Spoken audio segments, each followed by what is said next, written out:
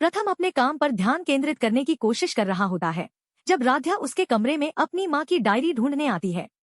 राध्या बताती है कि वह दादी के पैरों के दर्द के लिए नुस्खा ढूंढ रही है। प्रथम उसे शांत रहने के लिए कहता है, पर राध्या के बार बार टोकने पर वह चिढ़ जाता है और उसे डांटता है।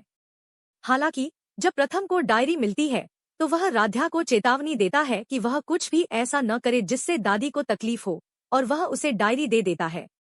राध्या को पता चलता है कि नुस्खे के लिए मिश्रण को गर्म पानी में उबालना होगा। घर में गैस न जला सकने के कारण वह बुआ, मामी और भाभी से मदद मांगने जाती है, लेकिन सभी उसे अलग अलग बहाने बनाकर टाल देते हैं और उस पर ताने कसते हैं।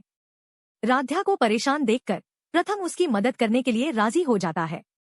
वह गैस पर पानी उबालने की प्रक्रिया समझाते हुए गलती से अपना हाथ जला लेता है। राध्या तुरंत उसकी मरहम पट्टी करती है, लेकिन प्रथम की इस लापरवाही पर उसे डांटती भी है। जब दादी वहां आती है तो प्रथम बताता है कि लेप राध्या ने बनाया है, हालांकि उसने सिर्फ पानी उबाला था। इस पर रजनी राध्या पर दिखावा करने और प्रथम के करीब आने का इल्जाम लगाती है। दादी प्रायश्चित के नाम पर राध्या को अपने कमरे में सोने का आदेश देती है ताकि वह प्रथम से दूर रहे। प्रथम राध्या को रोकने की कोशिश करता है, पर राध्या सेवा के लिए चली जाती है।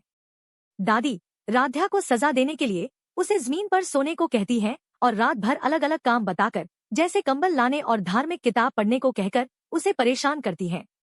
रात में दादी बाथरूम जाने के बहाने अपनी बेल्ट से फिसलकर जानबूझकर गिर जाती हैं और जोर से चीखती हैं।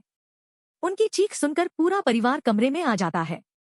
दादी दिखावा करती हैं कि उन्होंने राध्या को उठाने की कोशिश की, लेकिन वह घोड़े बेचकर सो रही थी, इसलिए उन्हें अकेले जाना पड़ा और वह गिर गईं। राध्या कहती है कि उसे कोई आवाज नहीं आई, लेकिन दादी उस पर चिल्लाती हैं और इल्जाम लगाती है कि राध्या ने जानबूझकर उनकी आवाज अनसुनी की।